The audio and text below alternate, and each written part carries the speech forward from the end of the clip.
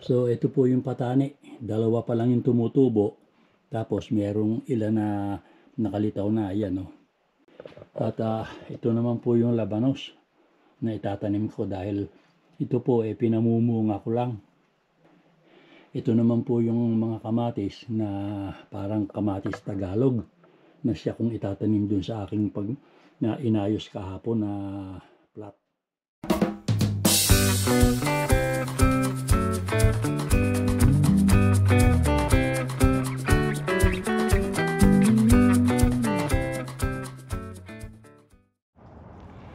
Mga kasenyor, galing kami sa labas kanina at kami bumili na nung binihing patatas na itatanim ko ngayon. Ito yung aking nabili mga kasenyor. Ayan o. Ayan yung ganyan ang klase ng patatas na binihi. Ito, pwede itong gawing dalawang pagtatanim dahil hahatiin ito sa gitna, hahatiin dyan po pwedeng itanim ito at saka ito, so bali dalawa yan, pero kamukha nito yan, nag-iisa lang yan, wala nang ibang kung ano. Ito itatanim ng isahan lang, parang kamukha din ito. Ayan, baka ito sakaling mapagdalawa dahil ayan yung isa, ito tsaka ito isa. Ito parang kukulangin pa nga yung aking punla mga kasenyor dahil 3 bag lang yung binili ko. Ayan o, isang bag ito, 2, 3, tapos ang halaga ayan, $9.99. So bali $10 na ito, so 10, 20, $30 na yan.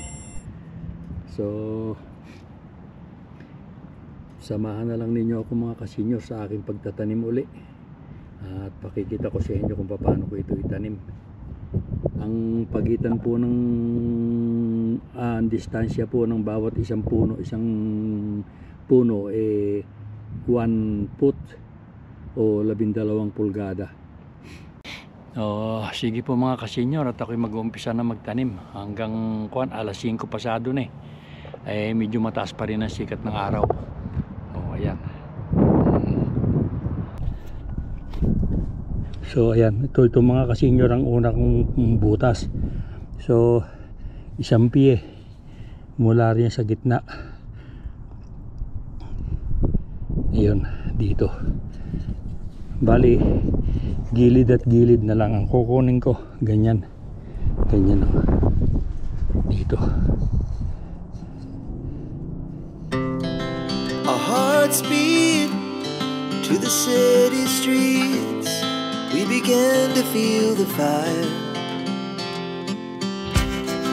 We rise like tall buildings as the chemicals they take us higher. The night's young and it's just begun as she puts her hand in mine. Ba't magkakalapit? Hindi, tama lang yan. Kung magkakon lang naman sila laman ni ganun Mag-abot na yung isa. Okay yan. Ayun yung kano, tingnan mo. May kutsilyo ka ba dyan? Ala.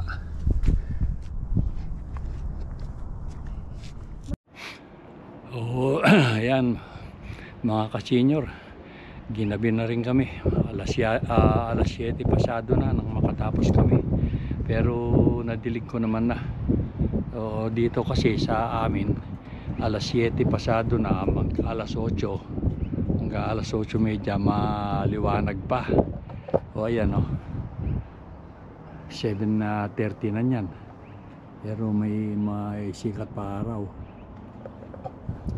So ayan, ayan mga kasenyor yung aking aming natamnan, nadilig ko na rin. Yan. So yan, kahit magyelo yan, kahit mag-snow, hindi pa maano dahil katatanim nga sa ilalim ng lupa. Ayan, bali naka 1, 2, 3, 4,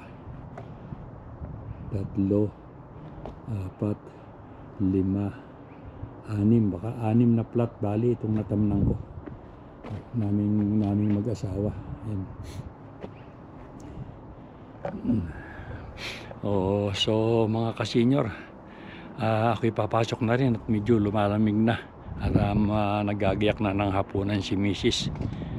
Hanggang sa susunod na video na lang po ulit tayo magsama-sama at maraming salamat sa pagsama nyo sa amin. Okay po, bye-bye na.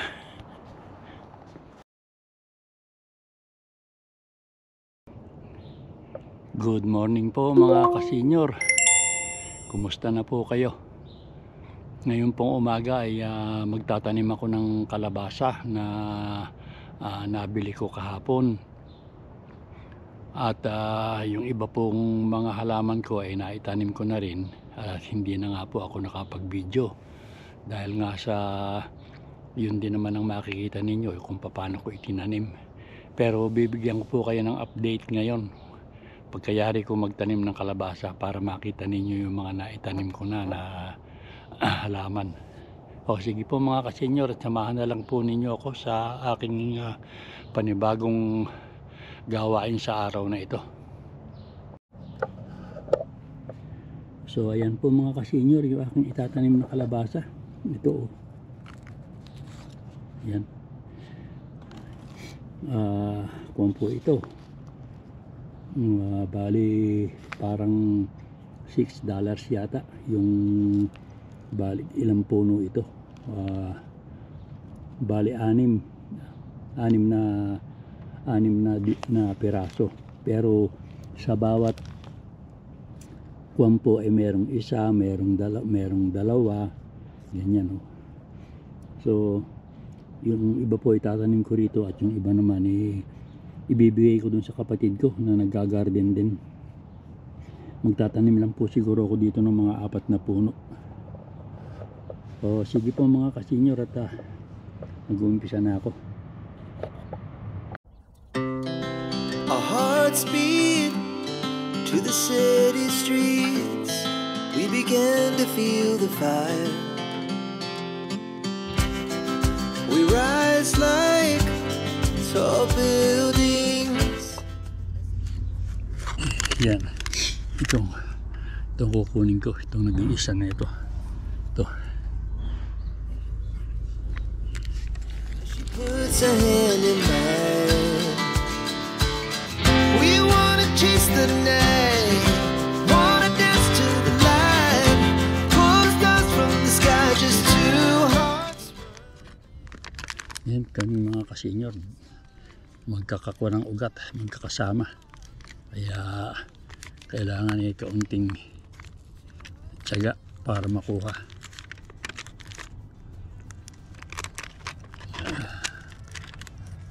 Ayan, nakuha ko na Ayan. Dito ko na siya itatanim.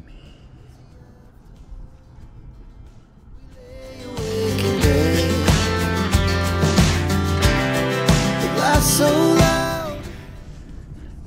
Bali 3 lang mga kasenyor yung itatanim ko siguro. Hindi naman pwede yung masyado silang magkakadikit.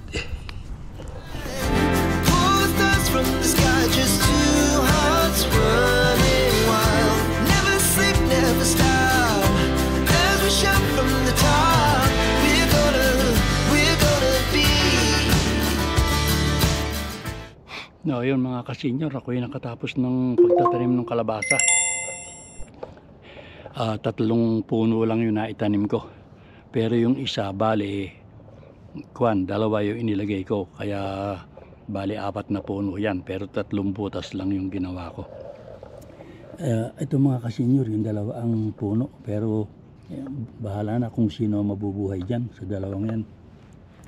Kasi ito naman pong asa dulo, ito po ay zucchini. Yan. So ayan na po yung naitanim ko. Yan, didiligin ko na lang yan mga kasenyor. So mga kasenyor, ito ako sa basement namin. At kukunin ko pa yung iba ko itatanim na ipinunla ko dito sa aking punlaan. So ito po yung patani. 2 pa lang yung tumutubo. Tapos merong ilan na nakalitaw na, ayan oh. Yan. Patani po yan. Pero yung palagay ko itong iba, baka hindi natutubo dahil wala pang nakalitaw na kagaya nito nito. At ito naman po yung labanos na itatanim ko dahil ito po pinamumunga ko lang. Ito naman po yung mga kamatis na parang kamatis Tagalog na siya kung itatanim dun sa aking na inayos kahapon na plot. So ang itatanim ko lang po muna ngayon bali itong labanos at saka itong dalawang patani.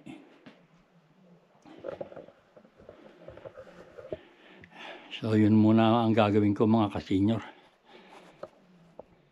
So mga kasenyor, dito ko na lang itatanim yung aking labanos para kasi hindi ko naman kukuhanin yung magiging laman nitong labanos nito So ang talagang kinukuha ko mga kasenyor dun sa labanos na itatanim ko, yun lang magiging bunga.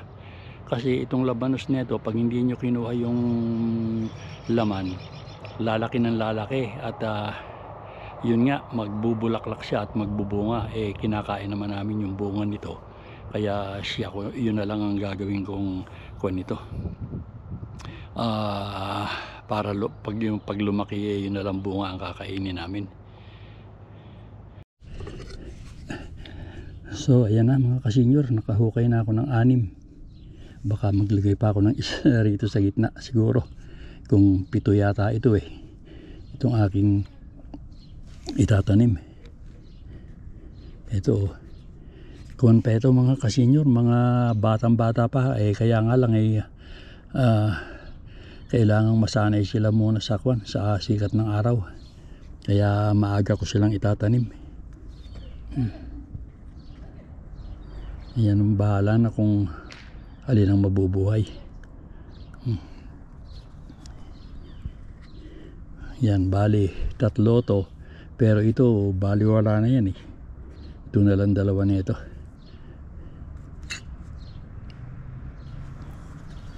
So ito pala 3 rin. Ito yung isa Ewan ko kung ito yung mabubuhay. Yan.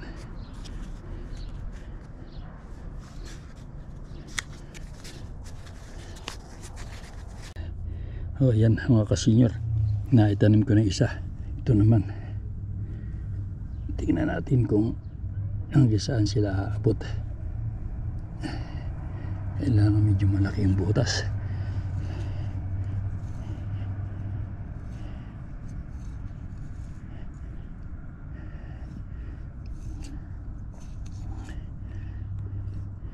Ayan.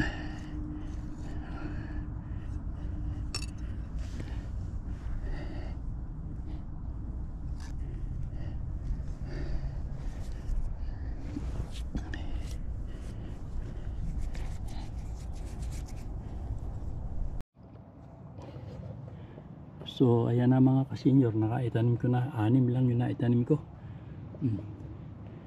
Okay na yan.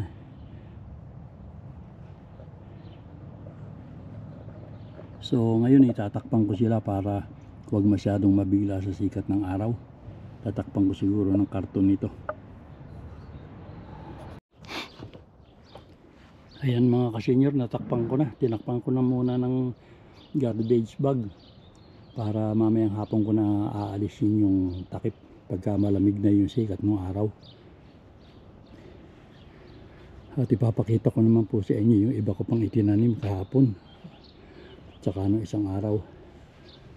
So ito po yung sitsaro na pinatubo ko sa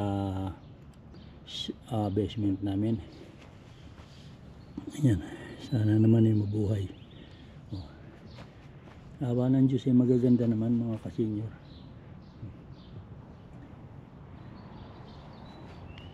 At yun naman pong zucchini na nabili namin kahapon din. Ayan, tinanim ko na rin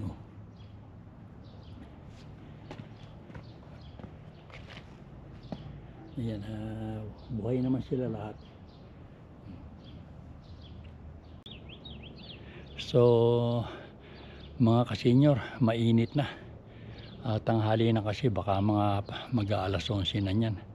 Kaya siguro mamayang hapon na lang ako magtatanim ng kamatis. At malalanta lang sila pagka sobrang init eh. Hindi naman mga sanay pa yun dahil asa punlaan ko nga sa loob ng bahay. So hanggang mamaya na lang uli mga kasenyor.